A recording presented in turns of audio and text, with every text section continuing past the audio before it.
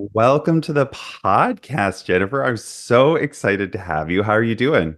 I'm doing so great. I'm so excited to be starting off 2024 with this podcast with you, Callan. Yes, because mentorship is like so huge. I'm so excited that this is like kicking off 2024 as well, because I know mentorship has like absolutely changed my life and my business life. And when I saw you at the Queer Tech conference in Montreal, I was like, I need to have this person on the podcast because you just blew me out of the water. So I want to jump in. How long have you been specializing in mentorship? So I have been either mentored or menteed for 20 years. I've been practicing mentorship kind of professionally for 15. And about 5 years ago, I started to specialize in inclusive mentorship, including LGBTQ plus mentorship. Yes, which is why I saw you at the Queer Tech conference, which, and also if anybody's listening, there's the Queer Tech podcast I did live at the event, which is, I don't know how many episodes ago from here, but it was one of the best events I had been to in like a long time. Did you really enjoy yourself when you were there? I loved every minute of that conference, Callan. I think that Queer Tech is doing such a public service with their annual conference and with all of their work, including their mentoring program. Yes. I hope, are you going to be there next year? If they don't invite me, I'll come knocking. You can be sure. Awesome, because I would love to see you there again. I think your presentation was just so unique compared to so many of the other presentations that went on, and there's definitely a huge need for it because everybody afterwards, you do this like mix and mingle kind of a thing where you can find mentors and mentees on one side and then on the other. And I think that that was exactly what a lot of people were there looking for, and you just provided that space so beautifully, and it was phenomenal. We're all very grateful for it. Can I ask why did you decide to focus on mentorship as a career path? So, Callan, the truth is that I've done a lot of things in my career that I think are good and that I think are useful, but mentorship I know is good, it's useful, it's powerful. I have witnessed it turn around people's lives. And when their lives get turned around, then there's a ripple effect. They empower themselves, they empower other people. It is an investment. The return on investment in mentorship is so much higher than anything else that I've done. And I have a very eclectic career. I've done a lot of things. I can't say much more about it than that. It's fabulous. And so when did you kind of make that choice of being like, okay, I've been mentored, I've been a mentee, but now I want to make it a real career? When did that kind of come along for you? Because it's not something somebody thinks about of like, oh, I can make this a career. I didn't, I'm very lucky to have had that opportunity. About 5 years ago, Mentorat Quebec got a grant from the Status of Women Quebec. It's called the Secrétariat de la Condition Féminine, to put together inclusive mentorship programs for women in male-dominated industries. And when Mentorat Quebec started looking around for somebody to do this, I said to myself, this is an opportunity that I cannot pass up. So I just kind of cleared my desk. And you just got ready and jumped right in. I jumped right in with 2 feet. So, if you were going to say, so if mentorship were a superhero, what would its superpower be, and how can us mere mortals tap into them for professional growth? Right. So my first comment about this is that I don't think that we're mere mortals. I know that you mean that in a funny way, and I agree. But at the same time, we're mortals. We are our possibilities and our potential is actually infinite. Okay.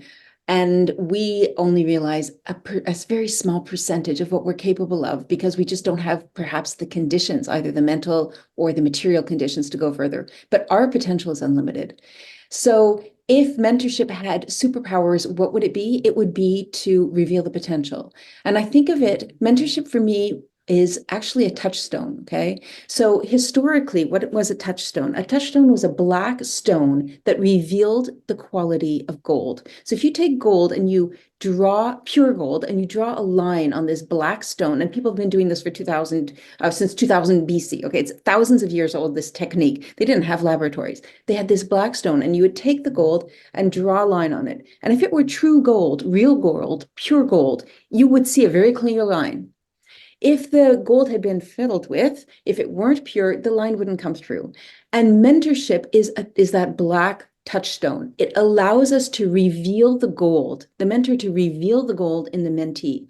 And if the line isn't coming through clearly, the mentor helps polish that glass, helps the mentee spin their strengths into spin their weaknesses into strength until they get clearer and clearer, purer and purer, until we're all gold. We all have gold inside of us. And the mentorship touchstone function allows that to shine through. Okay, wow. Yes. I would 100% agree. I would say that with I have a mentor. I've had her since I think 2020. I think yeah, or 2021. Maybe that I think it was that January. We just talked about this like it just came to 2 years this January. So we're very excited. Wow. But like she's just pulled so many things out of me that I didn't think were there and just guided me in so many ways that I didn't even know I needed. And one thing I will say about mentorship is that it's not always going to be the person you think or you want to have as your mentor. Because when I entered this one program that she came with, I went in being like, oh, I want a marketer, I want this because that's the world that I lived in. I was like, I want to learn this world. And so I want a professional in that world so that I can learn from them. That's what I kind of had in mind. And what I got was a financial advisor, kind of a bookkeeper, tax specialist. And I was like, okay, well, I really want to be part of this program. So I guess I'll take that. But it doesn't, that's not what sexy. It's not what I thought I wanted. And then it just, the energy was there. We clicked as human beings and as people. And I didn't know that that's who I really, truly needed for my business in order to succeed. Because she saved me so many times around finances and what to do. And like I started investing for the first time in my life, like not investing, but like RRSP and TFSA, like all these kinds of things that scare us when you don't really know or you didn't have parents that taught you about it. And just all this whole world opened up to me that wouldn't have happened had I had another mentor. And I'm so, so, so grateful for her and for that mentorship, for that polishing of the rock of be like, no, it's there, it's in you. Just gotta teach you how to pull it out a little by little. So I love that. It's beautiful, beautiful experience. Now, you said use the word open in your description, and I understand that you're grateful to your mentor, and I understand that she was totally miraculous for you and opened your eyes and everything. But your eyes opened, and that I don't know if you're aware of this, Calan, but that's the number one, I would say, quality or condition that we need when we want to be mentorable, because you're not always mentorable. We're not always mentorable. Sometimes we resist. You could have said, no, I want a marketer and I'm not part of this, whatever. But for whatever reason, there's that open-mindedness in you that you brought to the relationship that made it all possible. So let's all recognize that. Mentors are magical, but we as mentees sometimes bring the magic too. It's a two-way relationship. Yeah. And also you need to find the right match because I've been matched with mentors that did was not a match and it didn't work out. And that's okay too. Like it's not just going to be one or the other. You have to kind of go through this process of like, oh, well, maybe this person is a right match. Maybe this person isn't such a right match. I do want to know, in your opinion, what are the key qualities that make mentoring relationship successful, and how do you navigate the challenges that might arise around that? Yeah, excellent question. So we just talked about open-mindedness as a key quality on the part of the mentee. To that, I would also add honesty.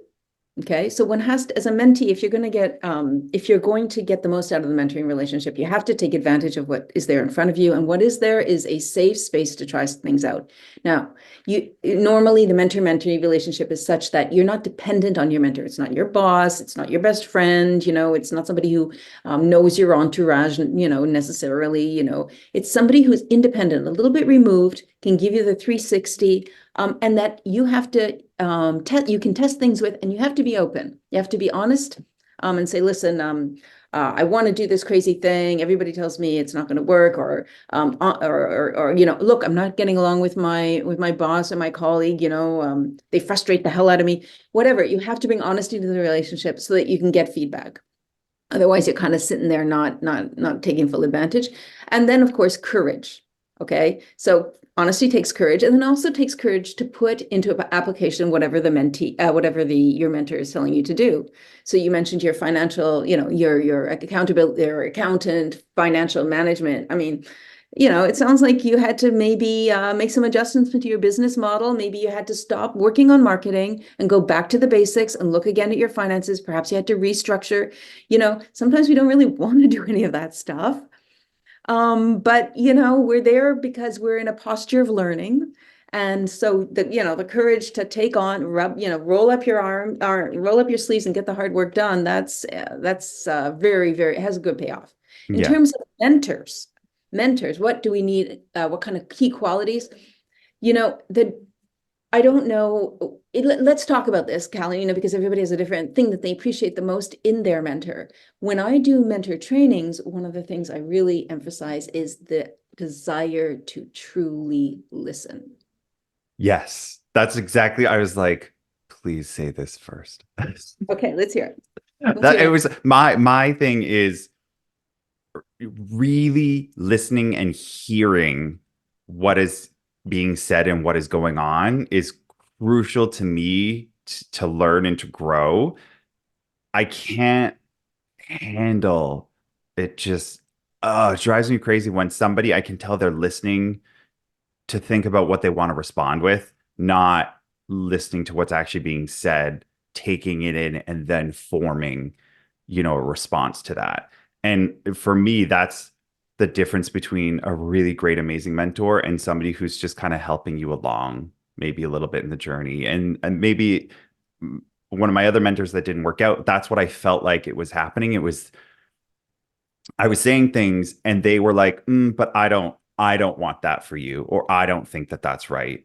But it wasn't in a, I'm listening to you and what your goals and what your reasoning is. It was like, that's not how I see the world. And so I'm going to craft you in my image, not in the image you want to be. And that is a huge differentiation for me between listening for somebody who really wants you to just be helped on your journey versus, oh, I want to kind of craft you in my image. That to me is Absolutely. not mentorship.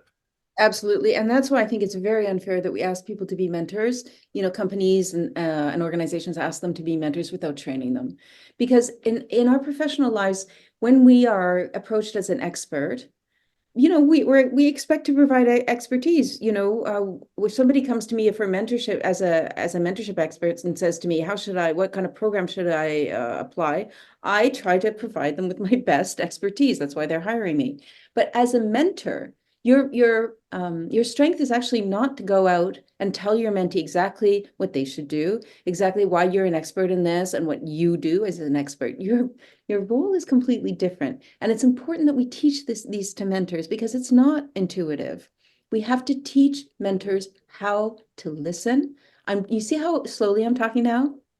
This is something that we also go through with mentors. We teach them to slow down. We teach them to listen to the other person, to look at their body language, to not formulate ideas in their heads beforehand, to use their intuition. Now, there's a counter mainstream concept. Use your intuition when you're reacting to somebody. Listen to them. Really feel what they're. Have some empathy.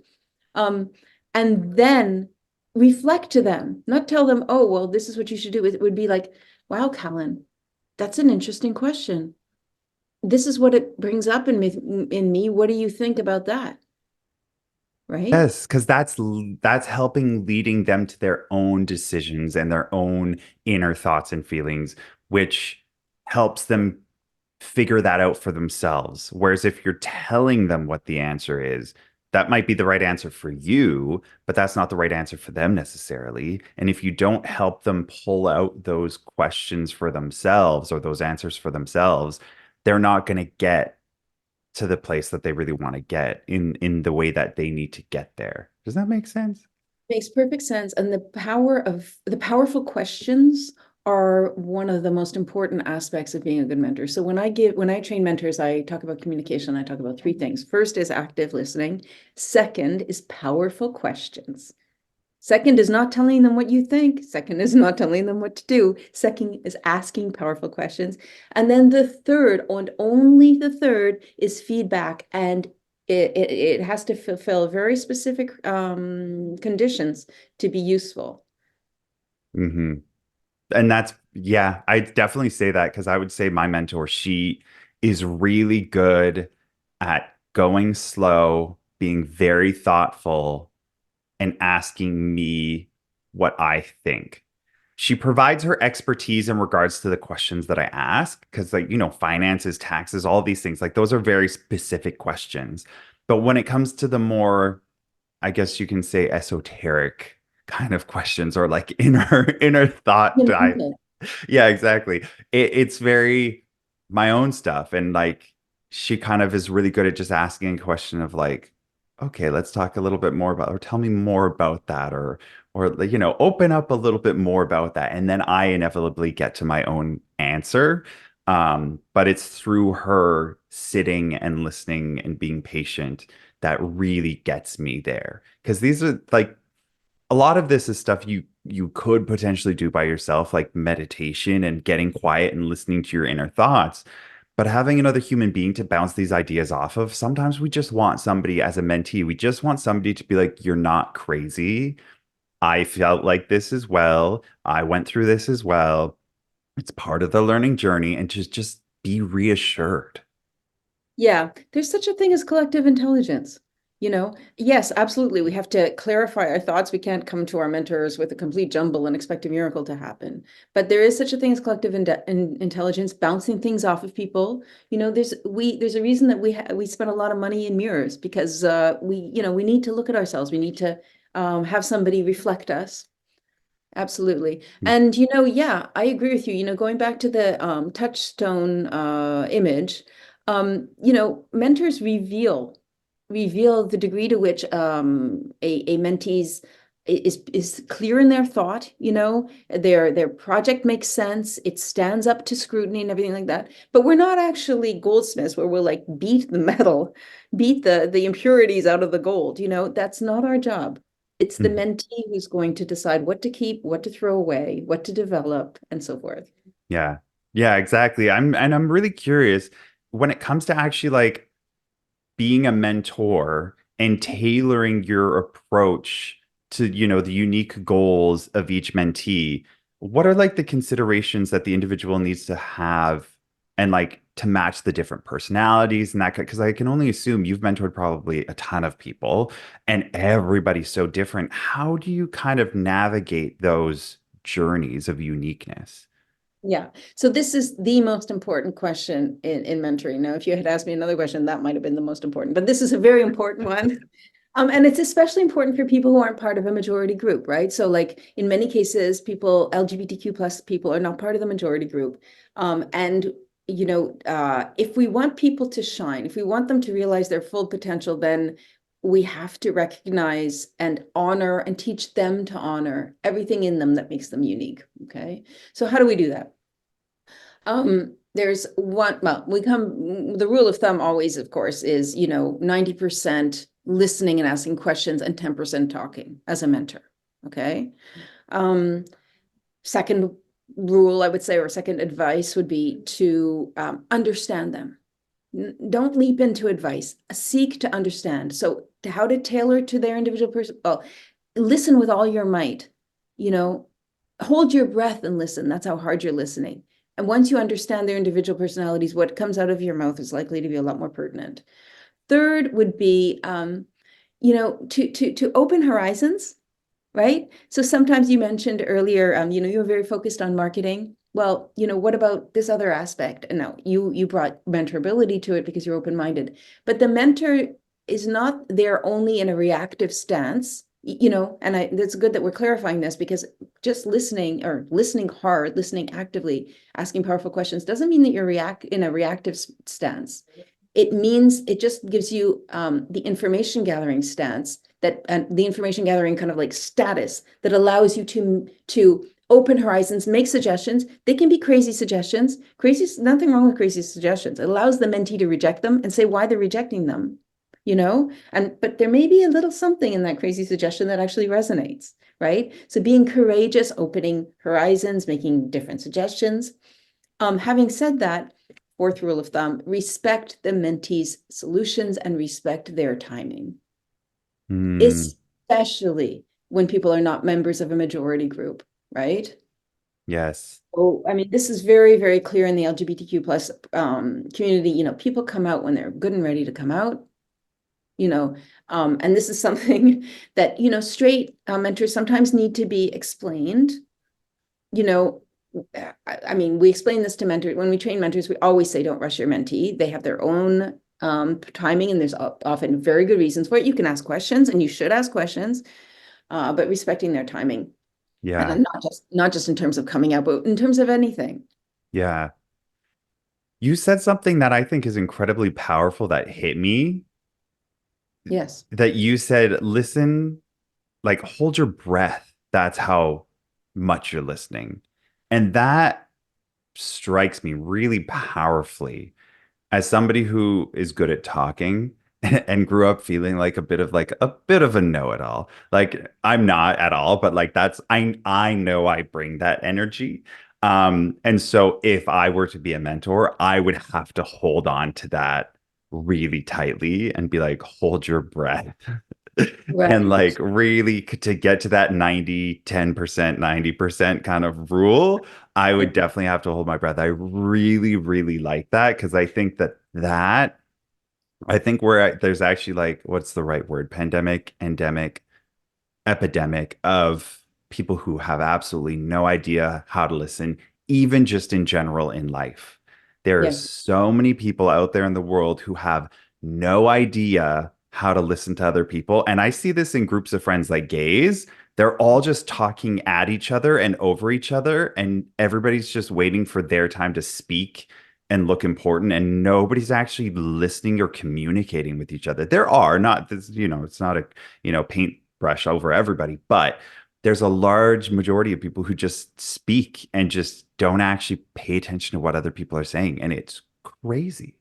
It is crazy. There's a book that really opened my eyes to this. I think it's called Quiet, The Power of the Introvert. I think Um, I I think I have that book. mm. Well, I recommend it because it really Uh, underlined to me as a talker, Callan, I like to talk as well, but it really underlined to me the fact that when I'm quicker to talk than to listen, I'm actually excluding people. Okay. Because certain introverts often need longer silences in order to authorize themselves to listen. Sometimes they even need to be invited to speak in order to feel comfortable speaking. And there's no reason why the introverts among us should have less of an opportunity to express themselves than people like you and I who are pretty comfortable talking. And so that has changed my practice quite a lot. I no longer assume that it's just if somebody's quiet, it's because they like being quiet or whatever. I go out and seek them. yeah, I do the same because I'm actually secret time. I'm actually a huge introvert. Like I'm that shy kid who didn't talk to anybody growing up, and I'm hugely introverted. I work from home. I love working from home. I love staying home and not going out. And when I'm in a large group or even just groups of people I don't know, I am more quiet than not. And people don't notice it because they just kind of paint a certain picture of me. But if they really paid attention, they'd be like, uh-huh, he's not really saying too much today. Like, what's going on? And it's because there's people I've not met before in that room. Right. Absolutely. And you need Uh, that space to be like, oh, okay, I feel comfortable. I've now observed enough to feel safe enough to Yeah. talk in this room. And I think Right. that that's what it comes down for me. Absolutely. Absolutely. And as mentors, we can make the space safer. We can talk less. We can wait. We can ask somebody else their opinion. Hmm. Not feeling the need to fill the silence. Ah. I want to ask, as a seasoned mentor, what advice would you offer someone who is seeking a mentor for the first time and looking to make the most out of this relationship? First of all, I would congratulate the person who's sinking because those who seek are already a little bit ahead of those who don't. Okay. And studies have shown this. People who seek out a mentor are likelier to succeed, whether or not they are part of a formal mentorship, than people who even have access to a formal mentorship and decide to turn it down. Okay. So congratulations on you for seeking. Um, you know, so there's advice I would give about seeking and advice I would give about making the most of the mentoring relationship. So about seeking, number one, don't be seduced by big names. Sometimes we want to be, mentored by Bill Gates. Not that have anything for or against Bill Gates, but the big name is seductive. Sometimes, people in those positions don't have the time, or the bandwidth or whatever. So, review your criteria carefully and try to think about who you need. And perhaps the big name isn't exactly it. You might need that name for networking, but perhaps not for mentoring. Second piece of advice, leave yourself a little bit of wiggle room to match or to not match. So you mentioned earlier, Calan, that there's, it doesn't always gel. Instead of approaching somebody and saying, hey, will you be my mentor for the next 6 months as I do this project? Maybe start with a little coffee or a little, 2 meetings or something before kind of deciding, maybe look around a little bit. Third piece of advice might be to be dependable. Okay. So here we are talking about how to practice good mentorship skills as a mentee. Communicate, if you're late for a meeting, if you can't make a meeting, if the meeting is too hard on the heels of another deadline, be responsible and communicate. Don't leave your mentor without news. If you can't meet with them as quickly as you do, say, listen, I'm still interested, but this is going on, I'll get back to you in 2 weeks or whatever. And then honor your commitments. These kind of basic kind of relationship maintenance skills are very important in mentoring, because mentoring is essentially a relationship. And then the fourth piece of advice when seeking is to make a move, right? So give yourself a little bit of a timeline. Don't sit there and say, okay, well, I want to have a mentor and perhaps I'll find one. Okay, so what am I going to do this week? This week, I'm going to look at LinkedIn and make myself a list of 5 potential mentors. Next week, I'm going to write to 2 of them, that kind of thing. Mm-hmm. What do you think about those 4 I pieces? love those. I love those. That's very, very good. And also about the seeking the mentors. Sometimes we want the person who we notice who talks a lot, who's very boisterous, very loud, and like fun personality. And like, I really like that energy and I want them to be the mentor. But taking this back to the really good listeners, sometimes they're not the good listeners. Yes. So they might not necessarily actually make a good mentor. They could be great at both. I'm not saying they're not. I'm just saying take that into consideration when you're going through that. Let's have a coffee or two, in the understanding that I'm looking for a mentor, and making sure that you've let them know that you're not just like, let's go for a coffee. Like, make sure your intentions are known, that it's like, I'm actively looking for this, but Mhm. would you be interested? Let's have a coffee and see if there's, the right kind of an energy there, so that they also know that that's what's being looked at. Absolutely, absolutely. I think, and you make a very good point. I'm an advisor for a mentorship program in an artificial intelligence company, and one of the mentors there is he's autistic, and the first thing he says to you when he meets you is, "Hi, blah, blah, I'm autistic," and he finds it very, very difficult, not surprisingly, social interaction, so forth. He lifts his hand to be a mentor year after year in this program, and he is one of the most popular and effective mentors.